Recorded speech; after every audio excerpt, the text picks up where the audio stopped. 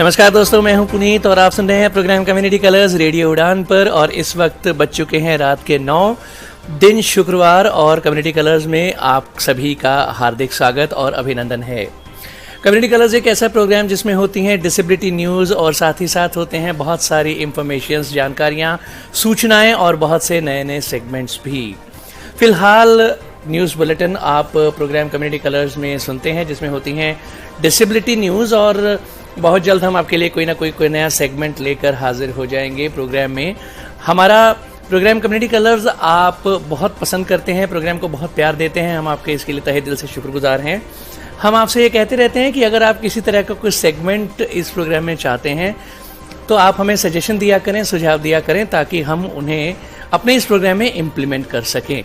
बहरहाल रेडियो उड़ान सुनने के लिए आप हमारी वेबसाइट विजिट कर सकते हैं www.radioudan.com, जहां पर हमारे वेब पेज पर भी प्ले बटन प्रेस करके आप रेडियो उड़ान सुन सकते हैं। और वैसे प्ले स्टोर और ऐप स्टोर दोनों पर हमारी ऐप्स अवेलेबल हैं, और बहुत सारे थर्ड पार्टी प्लेटफॉर्म्स पर जैसे गूगल और एलेक्सा, एप्पल और यहाँ तक कि रेनोवा म्यूजिक पर भी हमारी रेडियो उड़ान स्ट्रीमिंग अवेलेबल है, और ट्यून इन पर भी आप रेडियो उड़ान सुन सकते हैं। हमारा फेसबुक पेज लाइक करें, हमारे ट्विटर को फॉलो करें, हमारा यूट्यूब चैनल सब्सक्राइब करें, हमारे व्हाट्सएप ग्रुप्स को ज्वाइन करें। प्रोग्राम कम्युनिटी कलर्स आप सुन रहे हैं मेरे यानी पुनीत के साथ। बिना देर किए सबसे पहले आइए सुन लेते हैं न्यूज हेडलाइंस। आज से जुड़ेगा प्रोग्राम कम्युनिटी कलर्स में एक नया सेक्शन। सुनेंगे लेटेस्ट अपडेट सीधे DPWD से। केरल के विकलांग युवक ने ड्राइविंग लाइसेंस के लिए हाईकोर्ट में लड़ी लड़ाई। कर्नाटक की नेत्रहीन महिला फुटबॉल टीम का नेतृत्व करने वाली मनसा हुई हादसे का शिकार। जुलाई महीने से ही मिल पाएंगी दिव्यांगों को अनुकूल लो फ्लोर बसेस, चेन्नई में। तमिलनाडु में फिर एक विकलांग लड़के ने लड़ी निजी कॉलेज द्वारा प्रवेश की लड़ाई। सुनेंगे UGC नेट परीक्षा के रद्द होने को लेकर विकलांग अभ्यर्थियों का संघर्ष। गोदरेज कर रहा है हायरिंग। ग्वालियर जिला प्रशासन का नवाचार, जीवन साथी चुनने में मदद के लिए होगा तैयार दिव्यांगों का डेटाबेस। CM चंद्रबाबू नायडू ने लॉन्च किया NTR भरोसा पेंशन स्कीम को, खुद लाभार्थियों को सौंपा चेक। चेन्नई मेट्रो रेल ने मांगा 6 महीने का समय मेट्रो स्टेशंस को पूरी तरह से दिव्यांगों के अनुकूल बनाने के लिए। उत्तर प्रदेश सरकार मांग रही है विश्व दिव्यांग दिवस पर पुरस्कार के लिए ऑनलाइन आवेदन। न्यूज हेडलाइंस के बाद बारी डिटेल्ड न्यूज बुलेटिन की, लेकिन उससे पहले छोटा सा ब्रेक के बाद वापस आएंगे। सुनते रहिए programme community colours only on radio Udaan, a flight of life. Hello from Hidden Voices. One vision, one voice. And that has led to more than 1,000 hidden voices getting together to empower visually impaired and economically challenged children and adults across India by opening up the world of books to them. Hidden Voices. Hidden Voices is a unique reading charity founded by Miss Devi Krishna and co-founded by Ms. Maitreyi Rajdev on 28 April 2019. An experienced psychotherapist and a counselor with proficiency in the diverse domains of education and human resource management, Ms. Devi has roped in volunteers from across India to read out and create audiobooks in various languages, with Mr. Sudhish P. as a partner and Ms. Cincy Thomas as its president. Hidden Voices now has a total of more than 1,500 in-house readers and is linked with many clubs from JNU, Pune and South India, which gives it more than 3,000 readers.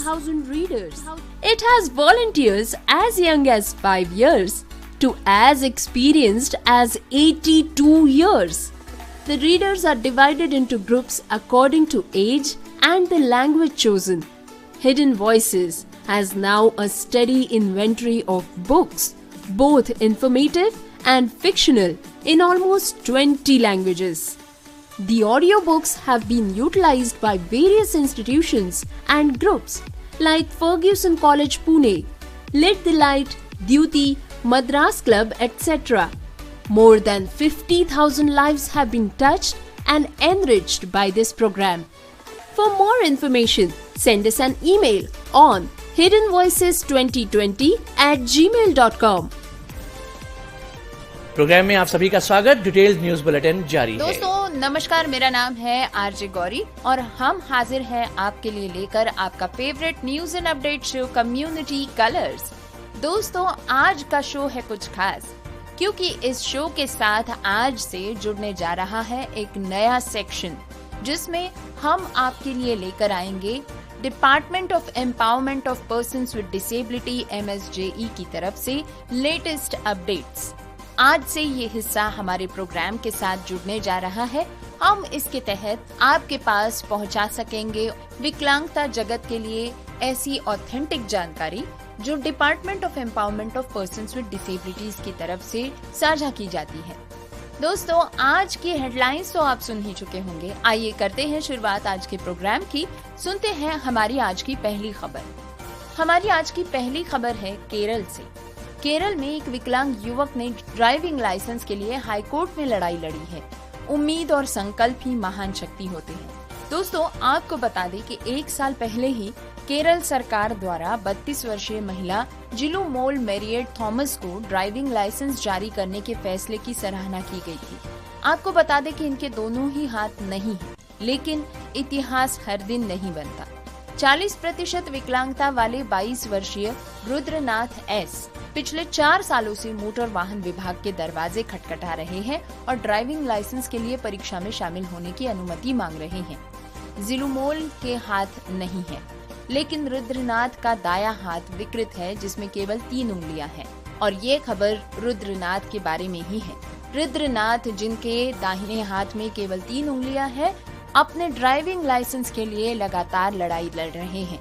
Rudranath के वकील Ranjit B Marar के अनुसार एक दिव्यांग व्यक्ति driving licence प्राप्त कर सकता है, बशर्ते उसे वाहन को सुरक्षित रूप से चलाने के लिए आवश्यक कौशल, प्रशिक्षण और चिकित्सा मंजूरी प्राप्त हो। परीक्षण करने और लाइसेंस जारी करने के लिए उच्च न्यायालय के निर्देश की भी मांग की जाती है।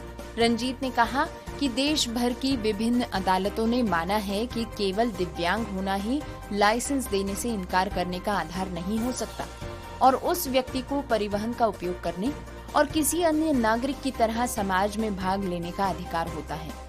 उन्होंने बताया कि भीम सिंह बनाम भारत संघ और अन्य मामलों में सर्वोच्च न्यायालय ने माना था कि एकल निचले अंग की दिव्यांगता वाला व्यक्ति ड्राइविंग लाइसेंस प्राप्त कर सकता है, बशर्ते वो अपने वाहन को सुरक्षित रूप से चला सके।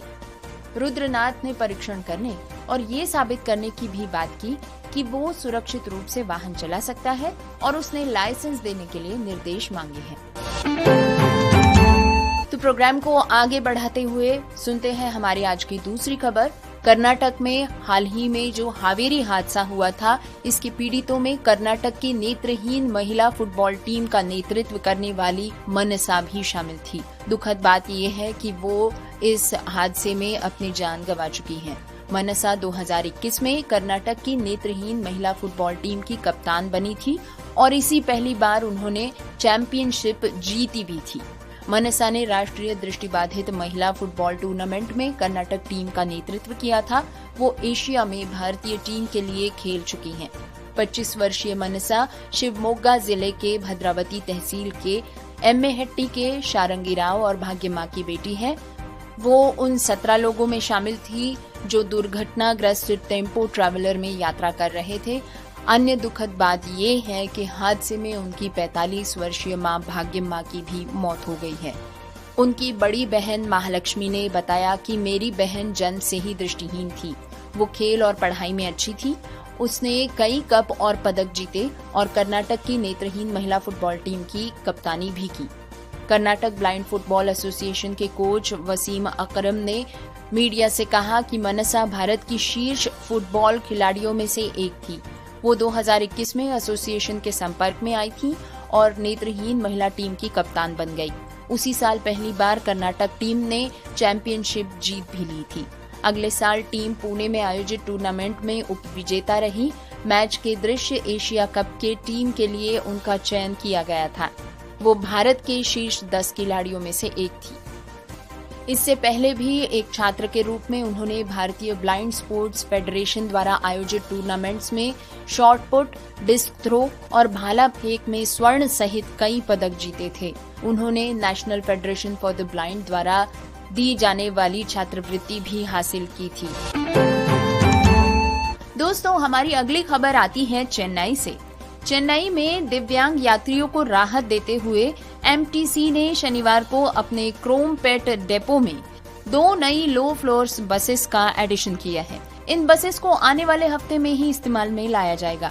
2 नई बसेस चेन्नई, मदुरई और कोयम्बटूर में संचालन के लिए जर्मन फंडिंग एजेंसी KfW के तहत खरीदी गई है। खरीदी जाने वाली 552 लो फ्लोर बसेस में से 352 एमटीसी को आवंटित की जाएंगी। 100 कोयम्बटूर और मदुराई में TN स्टेट ट्रांसपोर्ट कॉरपोरेशन को दी जाएंगी। नई लो फ्लोर बसेस का आगमन ऐसे समय पर हुआ है कि जब कुछ ही दिन पहले परिवहन मंत्री SS शिवशंकर ने विधानसभा में घोषणा की थी कि 552 बसेस की बॉडी बिल्डिंग राजस्थान के अलवर में हो रही है और जुलाई से चेन्नई में बसेस का परिचालन शुरू हो जाएगा। दोस्तों, बात करते हैं तमिलनाडु से आ रही इस न्यूज की। हरिहरन तमिलनाडु कोंगापट्टी का एक लड़का है जो सीखने में अक्षम है। उन्होंने एक लेखक की मदद से एक निजी स्कूल में कक्षा 12वीं की पढ़ाई पूरी की। सीखने में अक्षमता वाले इस लड़के को निजी कॉलेज में प्रवेश देने से मना कर दिया गया क्योंकि उसने कक्षा 12वीं में अंग्रेजी की परीक्षा नहीं दी थी। उसे मंगलवार को इन स्तंभों में कॉलेज ने सीखने में अक्षमता वाले लड़के को प्रवेश देने से मना कर दिया। मीडिया में कहा गया, कॉलेज ने सीखने में अक्षमता वाले लड़के को प्रवेश देने से मना कर दिया गया। इस बात पर कई स्तरों पर चर्चा शुरू हो गई। इसी मुद्दे को लेकर सोमवार को एक शिकायत बैठक आयोजित की गई, जिसमें उनके पिता R. रमन ने एक याचिका प्रस्तुत की, जिसमें कहा गया है कि हरिहरन को BA राजनीति विज्ञान में एक कोर्स में प्रवेश देने से मना कर दिया गया, ये कहते हुए कि वे अंग्रेजी परीक्षा में शामिल नहीं हुए थे। रमन ने आरोप लगाया है कि उन्होंने मदुरई कामराज विश्वविद्यालय के DN और मुख्य शिक्षा अधिकारी को शिकायत प्रस्तुत की थी, लेकिन उससे कोई फायदा नहीं हुआ। मंगलवार दोपहर को रमन ने इस रिपोर्ट से इनकार कर दिया और कहा कि मीडिया में समाचार रिपोर्ट प्रकाशित होने के बाद उसिलामपट्टी के निजी कॉलेज के कर्मचारियों ने उन्हें फोन किया और बुधवार को अपने बेटे को प्रवेश के लिए आने के लिए कहा गया। रमन ने कहा है कि मीडिया के हस्तक्षेप के कारण ही उनके बेटे का प्रवेश सफल हो पा रहा है और वो अपनी शिक्षा जारी रखने में सक्षम होने जा रहा है। दोस्तों, अब खबर सुनते हैं UGC नेट परीक्षा के बारे में। 18 जून को आयोजित UGC नेट यानी विश्वविद्यालय अनुदान आयोग राष्ट्रीय पात्रता परीक्षा University Grants Commission National Eligibility Test को रद्द कर दिया गया क्योंकि यहाँ पर पेपर के लीक होने का संदेह शिक्षा मंत्रालय को हो गया था, जिसके चलते ये परीक्षा रद्द कर दी गई। लेकिन इस फैसले से 9 लाख अभ्यर्थी परेशान हैं। इन अभ्यर्थियों में विकलांग व्यक्ति भी शामिल हैं, जो अतिरिक्त चुनौतियों का सामना करते हैं, जिन्हें अक्सर अनदेखा किया जाता है। ऐसी ही एक शख्सियत है काव्या मुखीजा, जो एक 25 वर्षीय महत्वाकांक्षी शिक्षिका है, जो अपनी शारीरिक चुनौतियों के बावजूद दृढ़ संकल्पित योद्धा रही हैं। काव्या आर्थ्रोग्राइपोसिस मल्टीप्लेक्स कॉन्जेनिटा के साथ, जो एक रेयर जेनेटिक डिसऑर्डर है, उसके साथ पैदा हुई थी। ये एक ऐसा विकार है जो जन्म से ही मांसपेशियों को कमजोर कर देता है और बिना सहायता के खड़े होने या घूमने को मुश्किल बना देता है। लेकिन इस स्थिति ने कभी भी उनकी आकांक्षाओं में बाधा नहीं डाली। काव्या ने बताया कि मैंने कभी भी जीवन को हल्के में नहीं लिया, लेकिन ये दुखद है कि कानून लागू होने के बाद भी हमारी व्यवस्था विकलांग लोगों को हल्के में लेती है। 18 जून को काव्या नई दिल्ली के लाजपत नगर में अपने घर से रोहिणी में एक परीक्षा केंद्र के लिए निकली। उनका सपना था कि वो सहायक प्रोफेसर बनेंगी। हालांकि ये दिन एक कठिन परीक्षा साबित हुआ। केंद्र तक जाने वाली सड़क टूटी हुई थी, जिसे बिना सहायता के उनके व्हीलचेयर पर पार करना असंभव था। कई बार अनुरोध करने के बावजूद उनकी कार को काफी देर बाद ही स्कूल के परिसर के अंदर जाने की अनुमति मिल गई। अंदर चुनौतियां जारी रहीं। कक्षा तक जाने वाले गलियारे में एक छोटा सा रैंप था और 4 लोगों को व्हीलचेयर को फर्श पर लाने के लिए उठाना पड़ा। काव्या ने बताया कि कक्षा में विकलांग व्यक्तियों के लिए पर्याप्त व्यवस्था भी नहीं थी। डेस्क बेंचेस से जुड़ी हुई थी, जिसका उपयोग करना असंभव हो गया था। कर्मचारियों ने आखिरकार उन्हें शिक्षक की डेस्क का उपयोग करने की अनुमति दे दी। लेकिन उनकी परेशानियां यहाँ खत्म नहीं हुई। काव्या की माँ, जो उनकी प्राथमिक देखभाल करती है, परिसर के अंदर नहीं जा पाई क्योंकि उन्हें अनुमति ही नहीं दी गई। काव्या ने कहा कि परीक्षा देते समय आप और क्या चाहते हैं? मैंने सब कुछ झेला, लेकिन इसके बाद भी परीक्षा रद्द हो गई। समझ ही नहीं आ रहा है कि ये कौन सा मजाक था। परीक्षा केंद्र पर जो मैंने देखा, या अब जब परीक्षा रद्द हो गई है, ये मजाक है। दोस्तों, यहाँ पर व्यापक मुद्दा ये है कि काव्या का अनुभव सिर्फ इसी परीक्षा तक सीमित नहीं है। 2020 में भी कोविड-19 महामारी के दौरान मनोविज्ञान में MA की परीक्षा देते समय उन्हें ऐसी ही चुनौतियों का सामना करना पड़ा था। केंद्र में रैंप नहीं था, उनके सहायक अंदर नहीं जा सकते थे। नतीजतन काव्या को अपनी व्हीलचेयर के साथ इमारत के बेसमेंट में स्थित एक कक्षा तक ले जाना पड़ा, जहां उन्होंने अपनी परीक्षा पूरी की। वो वाकई डरी हुई थी। वहां कोविड प्रोटोकॉल का पालन नहीं किया जा रहा था। कक्षा में ज्यादातर छात्रों ने ठीक से मास्क भी नहीं पहना था। दोस्तों, इसी के साथ बात व्यवस्थागत असंवेदनशीलता की भी है। ये अनुभव विकलांग व्यक्तियों के प्रति व्यवस्थागत असंवेदनशीलता को उजागर करते हैं। विकलांग व्यक्तियों के अधिकार अधिनियम 2016 के तहत सभी सार्वजनिक स्थानों को पहुंच के अनिवार्य बनाया गया है, लेकिन वास्तविकता अक्सर बिल्कुल अलग नजर आती है। ये कहानियां नीति और कार्यान्वयन के बीच के अंतर को उजागर करती हैं। तीसरी बात जो काव्या महसूस करती है वो है समान अवसरों और बेहतर प्रतिनिधित्व के लिए चैलेंजेस। काव्या ने कई तरह के संघर्षों का सामना किया है। ये छात्र न केवल अपने अधिकारों के लिए लड़ते हैं बल्कि अपने व्यवस्थागत बदलाव की वकालत भी करते हैं। छात्र ये भी सुनिश्चित करना चाहते हैं कि आने वाली पीढ़ियों को उन्हीं सब चुनौतियों का सामना न करना पड़े। लेकिन इस पर सरकार की भूमिका क्या है? किसी भी परीक्षा प्रक्रिया की अखंडता सुनिश्चित करने में सरकार की भूमिका जांच के दायरे में आती है।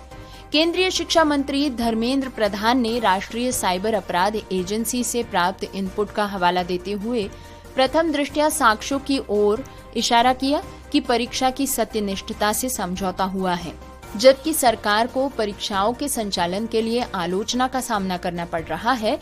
विकलांग व्यक्तियों के लिए बहस केवल परीक्षा आयोजित करने की क्षमता या अक्षमता से अधिक है। दोस्तों, एक तरफ सरकार को परीक्षाओं के संचालन के लिए आलोचना का सामना करना पड़ता है, भले ही सरकार इन मुद्दों से निपट ले, फिर भी दूसरी तरफ विकलांग व्यक्तियों के लिए बहस केवल यही समाप्त नहीं होती।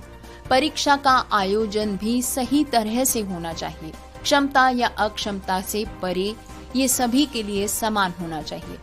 ये सुनिश्चित करने के बारे में उनके अधिकारों का सम्मान किया जाना चाहिए और उन्हें सफल होने का समान अवसर दिया जाना चाहिए।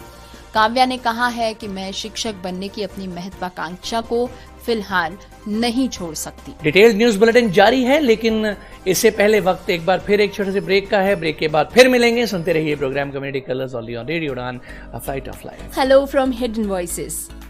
One vision, one voice.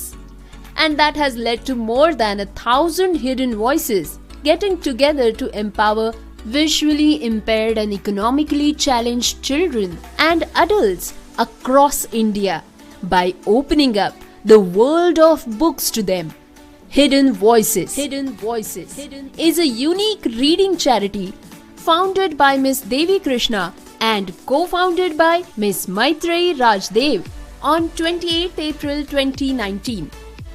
An experienced psychotherapist and a counselor with proficiency in the diverse domains of education and human resource management, Ms. Devi has roped in volunteers from across India to read out and create audiobooks in various languages.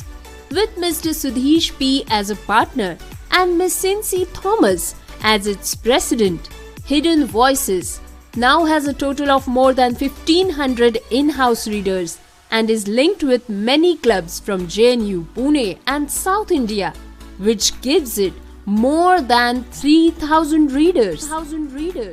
It has volunteers as young as 5 years to as experienced as 82 years. The readers are divided into groups according to age and the language chosen. Hidden Voices has now a steady inventory of books, both informative and fictional, in almost 20 languages. The audiobooks have been utilized by various institutions and groups like Fergusson College Pune, Lit the Light, Duty, Madras Club, etc. More than 50,000 lives have been touched and enriched by this program. For more information, send us an email on hiddenvoices2020@gmail.com. Programme में आप सभी का स्वागत। Detailed news bulletin जारी है। दोस्तों, अब सुनते हैं गोदरेज की ओपनिंग के बारे में। गोदरेज कंज्यूमर प्रोडक्ट्स की तरफ से लोकेशन है ग्वालियर, एमपी, चेन्नई और तमिलनाडु। इसमें हियरिंग इम्पेयरमेंट और लोकोमोटर डिसेबिलिटी वाले सभी कैंडिडेट्स अप्लाई कर सकते हैं। इसमें 4 प्रकार के रोल्स अवेलेबल है। पहला है मशीन ऑपरेटर, जिसके लिए एलिजिबिलिटी है ITI फिटर या डीजल मैकेनिक की। दूसरा रोल है प्रोडक्शन एसोसिएट, इसके लिए एलिजिबिलिटी है diploma in mechanical, mechanics, electrical या इलेक्ट्रॉनिक्स, इंस्ट्रूमेंटेशन या फिर मैन्युफैक्चरिंग प्रोसेसेस या फिर इलेक्ट्रॉनिक्स एंड कम्युनिकेशंस। तीसरा रोल है SAP ऑपरेटर, जिसके लिए एलिजिबिलिटी है ITI कोपा, BCA या BA। चौथा रोल है सुपरिटेंडेंट क्वालिटी कंट्रोल, एलिजिबिलिटी है BSc केमिस्ट्री या MSc chemistry. Interested candidates apply करने के लिए ईमेल कर सकते हैं lahari@atypicaladvantage.in पर। याद रहे LAHAREE@atypicaladvantage.in पर। दोस्तों, खबर ग्वालियर से। ग्वालियर जिला प्रशासन ने एक नवाचार जारी किया है। अब दिव्यांगजनों को या उनके परिवारजनों को शादी में आने वाली परेशानियों से मुक्ति मिल जाएगी।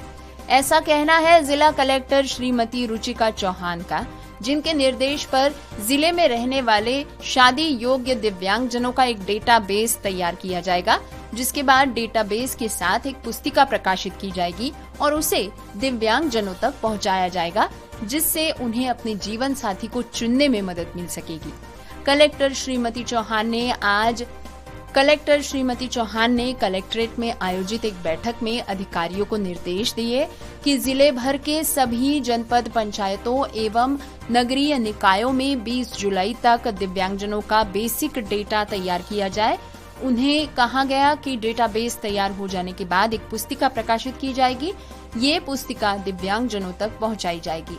इस पुस्तक में दिव्यांगजनों की आयु, शिक्षा, व्यवसाय, निवास तथा कंटेंट नंबर सहित संपूर्ण ब्यौरा दिया जाएगा, जिससे इस पुस्तक के बारे में उपलब्ध जानकारी के आधार पर दिव्यांगजन अपना जीवन साथी चुन सकेंगे। उन्होंने कहा कि जिले में दिव्यांगजनों का विवाह करने के लिए परिचय सम्मेलन और विवाह सम्मेलन भी आयोजित किए जाएंगे।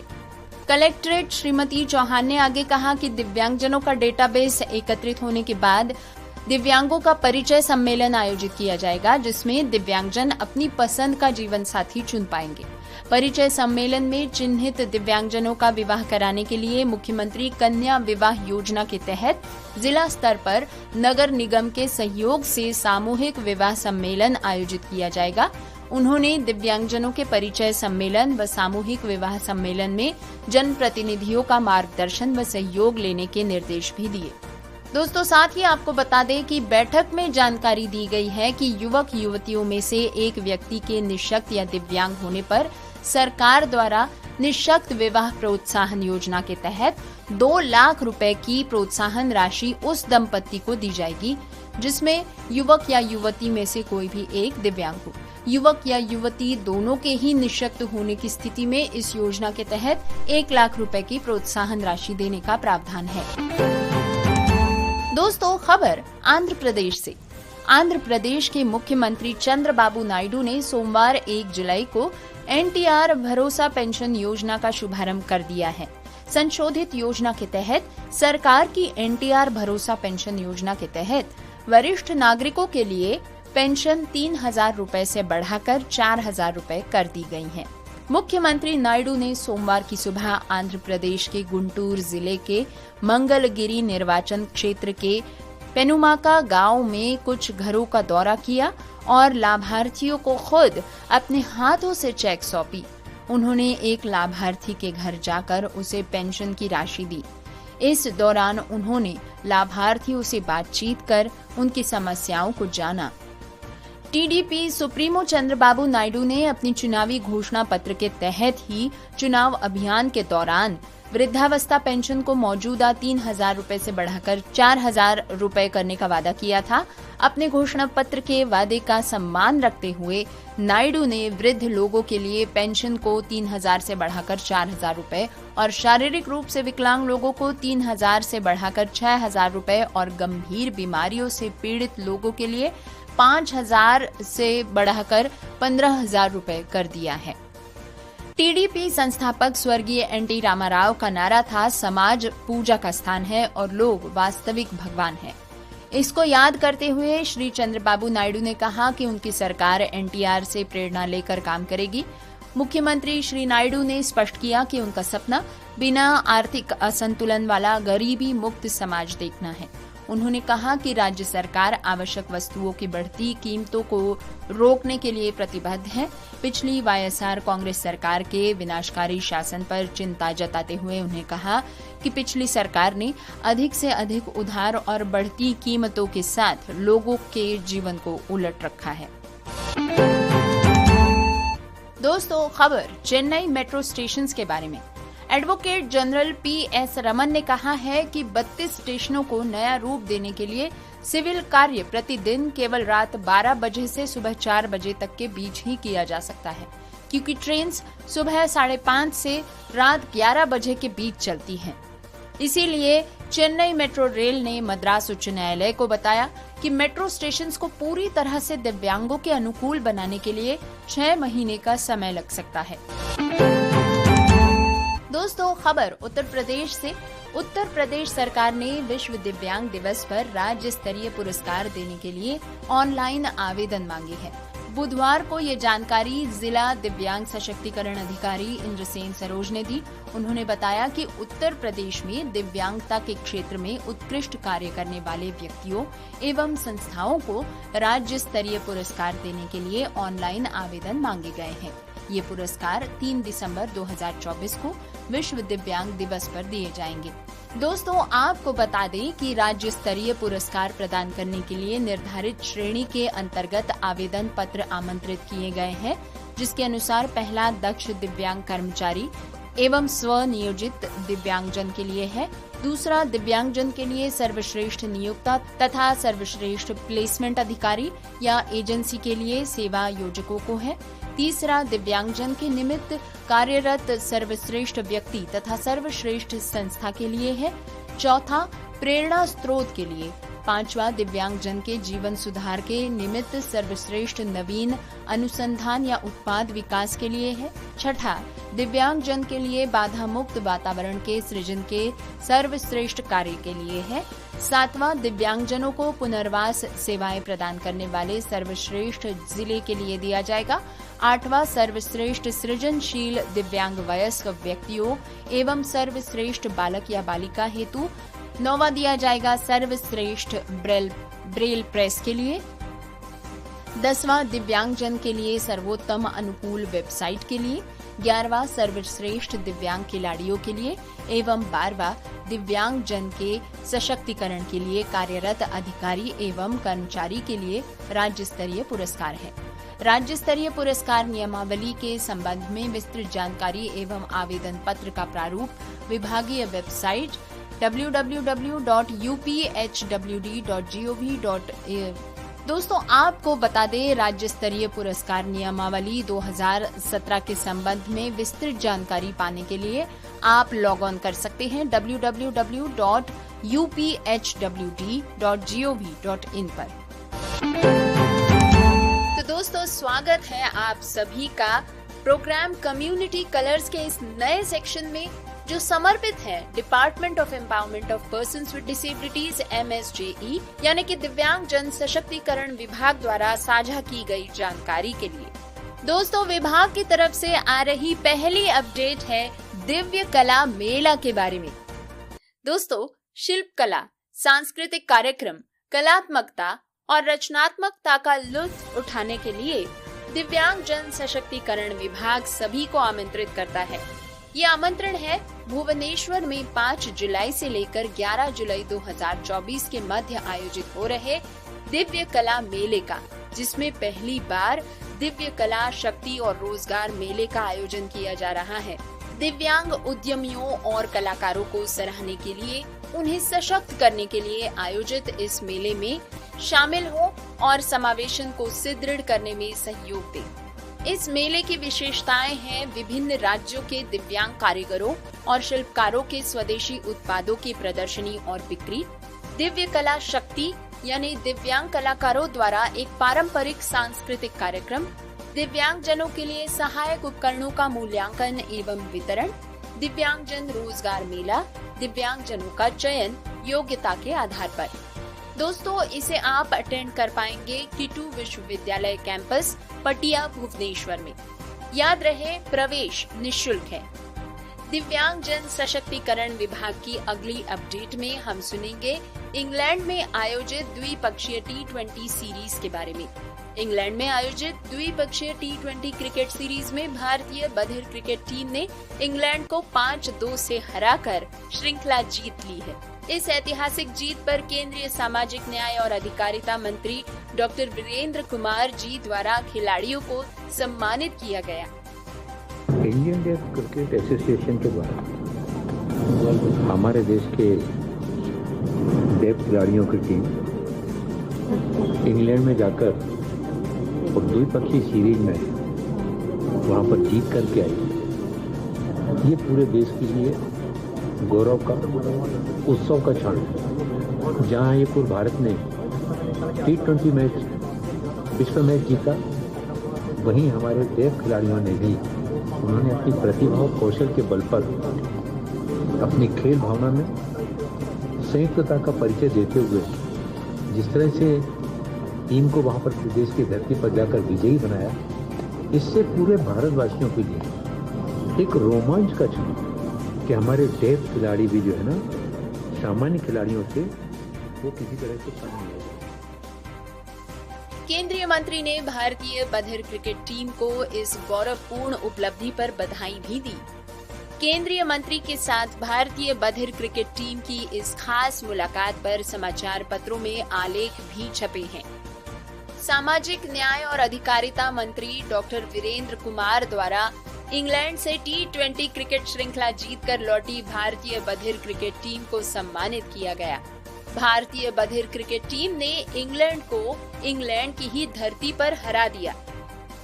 दोस्तों, इसी के साथ दिल्ली स्थित डॉक्टर अंबेडकर इंटरनेशनल सेंटर में इंग्लैंड से T20 क्रिकेट श्रृंखला जीतकर लौटी भारतीय बधिर क्रिकेट टीम का दिव्यांग जन सशक्तिकरण विभाग की तरफ से सम्मान किया गया। इस अवसर पर विभाग के सचिव श्री राजेश अग्रवाल ने प्रेस से बातें करते हुए कहा कि हमें खुशी होती है जब हमारे दिव्यांग लोग जीवन के हर क्षेत्र में सफलता प्राप्त करते हैं। हमारी भारतीय बधिर क्रिकेट टीम इंग्लैंड को हरा कर आई है। हमारे लिए ये दोहरी खुशी है। हमने देखा कि इस बारे में IPL मैच हो या फिर T20 वर्ल्ड कप मैच, उसमें जितनी भी कमेंट्री हुई उसमें साइन लैंग्वेज का भी इंटरप्रिटेशन देखने को मिला, जो कि एक बेहतरीन पहल है। हमारी ये इच्छा है, उन्होंने आगे कहा कि हमारी ये इच्छा है कि IPL में भी हमारे बधिर खिलाड़ी खेले। ऐसा होने से देश में बधिर क्रिकेट को और ज्यादा बढ़ावा मिल सकेगा। दोस्तों, अब सुनते हैं दिव्यांग जन सशक्तिकरण विभाग से आ रही अगली अपडेट। राज्यसभा में राष्ट्रपति के अभिभाषण पर धन्यवाद प्रस्ताव के दौरान माननीय प्रधानमंत्री श्री नरेंद्र मोदी जी ने देश के दिव्यांगजनों के लिए केंद्र सरकार द्वारा मिशन मोड पर किए गए कार्यों के बारे में सदन को अवगत कराया। हमारे दिव्यांग भाई बहनों के साथ हमने मिशन मोड में उनकी कठिनाइयों को समझ करके माइक्रो लेवल पर उसको एड्रेस करने का प्रयास किया है और व्यवस्थाएं विकसित करने का प्रयास किया है ताकि वे गरिमापूर्ण जीवन जी सकें और कम से कम किसी का सहारा उनको लेना पड़े, इस दिशा में हमने काम किया है। आइए सुनते हैं department of empowerment of persons with disability MSJE की तरफ से अगली अपडेट। दिव्यांगजनों के लिए राष्ट्रीय पुरस्कार 2024 अपने साहस और प्रतिभा की कहानी को राष्ट्रीय मंच पर लाने के इस सुनहरे मौके से ना चूकिए। दोस्तों, दिव्यांगजनों के सशक्तिकरण के हेतु राष्ट्रीय पुरस्कार 2024 के लिए ऑनलाइन माध्यम से आवेदन आमंत्रित किए जा रहे हैं। आवेदन आप कर सकते हैं 15 जून से लेकर 31 जुलाई तक। आपका आवेदन या नामांकन केवल गृह मंत्रालय के केंद्रीकृत वेबसाइट से ही किया जा सकेगा, जो है www.awards.gov.in। याद रहे www.awards.gov.in। ऑनलाइन माध्यम से आप 15 जून से लेकर 31 जुलाई तक इन अवार्ड्स के लिए अपना आवेदन भेज सकते हैं। अधिक विवरण के लिए आप जा सकते हैं depwd.gov.in पर। दोस्तों, दिव्यांग जन सशक्तिकरण विभाग की अगली अपडेट है राष्ट्रपति जी के भाषण की। आइए सुनते हैं दिव्यांग जन सशक्तिकरण विभाग की अगली अपडेट। देश की महामहिम राष्ट्रपति श्रीमती द्रौपदी मुर्मू जी द्वारा संसद के दोनों सदनों को संबोधित करते हुए केंद्र सरकार द्वारा दिव्यांगजनों के सशक्तिकरण के लिए किए जा रहे कार्यों की सराहना की गई। मेरी सरकार दिव्यांग भाइयों और बहनों के लिए किफायती और स्वदेशी सहायक उपकरण विकसित कर रही है। देश भर में प्रधानमंत्री दिव्यांशा केंद्रों का भी विस्तार किया जा रहा है। वंचितों की सेवा का ये संकल्प ही सच्चा सामाजिक न्याय है। तो आइए दोस्तों, बढ़ते हैं अगली अपडेट की तरफ, जो है दिल्ली पुलिस के बारे में। जी हाँ, दिव्यांग जन सशक्तिकरण विभाग ने ये जानकारी साझा की है कि इतिहास में पहली बार दिल्ली पुलिस में 15 विकलांग हेड कांस्टेबल्स को रिक्रूट किया गया है। आपको बता दें कि दिल्ली पुलिस में कुल 1355 नए रिक्रूट्स किए गए, जिसमें से 450 विमेन कैंडिडेट हैं और इनमें 1000 ग्रेजुएट्स तथा 92 पोस्ट ग्रेजुएट डिग्री होल्डर्स भी हैं। साथ ही बढ़ते हैं अगली अपडेट की तरफ। दिव्यांग जन सशक्तिकरण विभाग लेकर आया है स्कॉलरशिप्स फॉर दिव्यांग जन from 11th to post graduation, यानी कि दिव्यांग जनों के लिए 11वीं कक्षा से लेकर स्नातकोत्तर तक छात्रवृत्ति, अपनी शिक्षा को आगे बढ़ाने का ये मौका न चूके। आइए इस छात्रवृत्ति के बारे में थोड़ी अधिक जानकारी लेते हैं। छात्रवृत्ति का नाम है स्कॉलरशिप फॉर दिव्यांगजन पोस्ट मैट्रिक। इसके लिए 11वीं कक्षा से लेकर पोस्ट ग्रेजुएट डिग्री या डिप्लोमा के विकलांग छात्र आवेदन कर सकते हैं। इसमें 50% स्लॉट फीमेल कैंडिडेट के लिए आरक्षित किया गया है। आवेदनकर्ता की पैरेंटल इनकम सीलिंग होनी चाहिए 2.5 लाख प्रति वर्ष से नीचे। इसमें दिए जाएंगे maintenance allowance, book grant allowance, disability allowance, reimbursement of compulsory and non refundable fees. अधिक जानकारी के लिए आप जा सकते हैं www.depwd.gov.in पर। दोस्तों, आपको आज का ये नया सेक्शन कैसा लगा, इसके बारे में हमें जरूर बताएं। आप अपने सुझाव हमें भेज सकते हैं हमारे फेसबुक पेज से या हमारे यूट्यूब चैनल पे शो के नीचे कमेंट करके। और साथ ही हम आपसे गुजारिश करेंगे कि सभी लेटेस्ट अपडेट्स के लिए विजिट करते रहें दिव्यांग जन सशक्तिकरण विभाग का फेसबुक पेज भी। इसी के साथ आज हम आपसे विदा लेते हैं। धन्यवाद। तो डिटेल्ड न्यूज बुलेटिन के बाद हम आपको सिर्फ इतना कहना चाहेंगे कि आपको हमारा प्रोग्राम कैसा लगा हमें बताइएगा जरूर। अपना फीडबैक जितने तरीके ऊपर पहले हम रेडियो उड़ान सुनने के आपको बता चुके हैं, उनमें से किसी भी तरीके से आप अपना फीडबैक हम तक पहुंचा सकते हैं। अपने फीडबैक हमें जरूर दीजिए ताकि हम इस प्रोग्राम को बेहतर बना सके। बहरहाल अब प्रोग्राम के अंजाम की बारी। प्रोग्राम के आखिर में न्यूज हेडलाइंस एक बार फिर।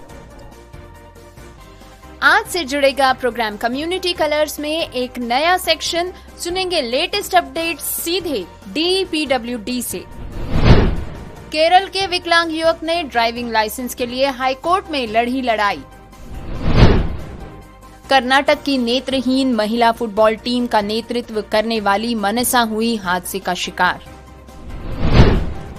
जुलाई महीने से ही मिल पाएंगी दिव्यांगों को अनुकूल लो फ्लोर बसेस, चेन्नई में। तमिलनाडु में फिर एक विकलांग लड़के ने लड़ी निजी कॉलेज द्वारा प्रवेश की लड़ाई। सुनेंगे यूजीसी नेट परीक्षा के रद्द होने को लेकर विकलांग अभ्यर्थियों का संघर्ष। गोदरेज कर रहा है हायरिंग। ग्वालियर जिला प्रशासन का नवाचार, जीवन साथी चुनने में मदद के लिए होगा तैयार दिव्यांगों का डेटाबेस। सीएम चंद्रबाबू नायडू ने लॉन्च किया एनटीआर भरोसा पेंशन स्कीम को, खुद लाभार्थियों को सौंपा चेक। चेन्नई मेट्रो रेल ने मांगा 6 महीने का समय मेट्रो स्टेशंस को पूरी तरह से दिव्यांगों के अनुकूल बनाने के लिए। उत्तर प्रदेश सरकार मांग रही है विश्व दिव्यांग दिवस पर पुरस्कार के लिए ऑनलाइन आवेदन।